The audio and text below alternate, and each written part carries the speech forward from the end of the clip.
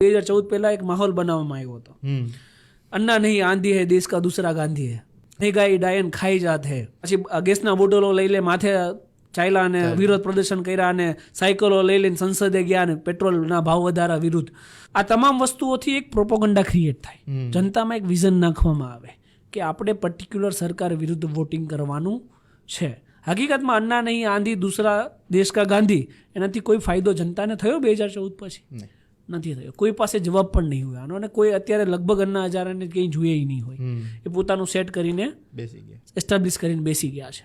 સરકાર 30% લોકો માટે કામ કરતી થઈ ગઈ ને, જે ગરીબ પરિવાર છે, અને એ લોકો વોટ કરવા નથી જતા. એ હું તમને કહી દઉં, કારણ કે એમને કંઈ લેવા દેવા નથી. કોઈ સરકાર આવે કોણ જાય, જે આ 60% જે મધ્યમ વર્ગીય પરિવારો છે ને એના નામ પર બધા વોટ બેંક પડે ને બધા જીતે ને હારે.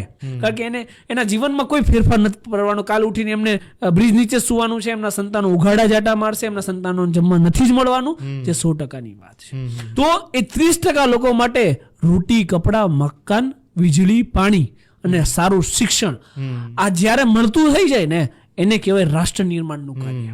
સારામાં સારું ઉચ્ચ શિક્ષણ આપો. હું તમને 100%ની ખાતરી આપું છું કે ગરીબના દીકરો એના બાપની ગરીબી તો દૂર કરશે જ, એ રાષ્ટ્ર માટે કંઈક તો કરીને બતાવશે. કોઈ જગ્યાએ પહોંચશે તો ખરા જ. સરકારી સ્કૂલો અહીંયા પણ છે, ત્યાં પણ છે, ત્યાં પણ શિક્ષણ ફ્રી છે, અહીંયા પણ સરકાર ફ્રી છે.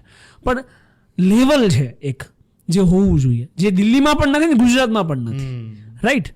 એ લેવલ શું જોઈએ? તો એક ક્વોલિટી શિક્ષણ. તમે ક્વોન્ટિટીમાં શિક્ષણ આપો, that is doesn't matter. Quality વાળું એક શિક્ષણ હોવું જોઈએ. એ શિક્ષણ કેવું હોવું જોઈએ? અત્યારે તમે જો આપણે નાના હતા ને ત્યારે એક કન્સેપ્ટ આપણને શીખવાડતા, આ સાચું કહેવાય, આ ખોટું કહેવાય, માની ખોટી કસમ ના ખવાય, પાપ લાગે, સાચું બોલાય, રાઈટ? આ બધા કન્સેપ્ટ ધીમે ધીમે ઓસરતા ગયા. અત્યારે ગમે એ વ્યક્તિ ગમે એ જૂઠી કસમ ખાઈ લે, ખોટા ઉપર ચાલે, અપ્રમાણિકતાથી ચાલે, માત્ર પૈસા. કેમ? નાનપણથી આપણે સંતાનોને શું શીખવીએ છીએ કે પૈસા છે તો બધું છે, રાઈટ? તો એજ્યુકેશન સિસ્ટમની અંદર પાયામાંથી આ વસ્તુ નાખવી જોઈએ કે સત્યતા શું કહેવાય, પ્રામાણિકતા શું કહેવાય, નિષ્ઠા શું કહેવાય. 12મું અથવા કોલેજ ભરીને છોકરો જ્યારે નીકળે ને ત્યારે કંઈ ના થાય તો કંઈ નહીં, પણ એ દેશ પ્રત્યે વફાદાર તો થાય જ જોઈએ. આ કન્સેપ્ટ શીખ્યો હોય તો. પણ આ નાખવા પડે છે એમાં એજ્યુકેશન સિસ્ટમની અંદર. જે ક્વોલિટીવાળું શિક્ષણ આજ દિન સુધી કોઈ સરકાર આપે એવું મને કોઈ જગ્યાએ દેખાયું નથી. હું ઇનોગ્રેશનમાં જાતો નથી, જનતા ગેરમાર્ગે ના દોરાય, પણ એક અંગત ઇનોગ્રેશન હતું. કારણ કે મને રીબીનો કાપવાવાળા નેતા નથી પસંદ, તો હું ખુદ રીબીનો ક્યારેય કાપવાનો નથી. કારણ કે મને તો એ નથી સમજાતું કે એટલો સમય ક્યાંથી મળે. જેને આખું રાજ્ય સંભાળવાનું છે એ સવારમાં ઉઠીને રીબીનો કાપવા નીકળી જાય.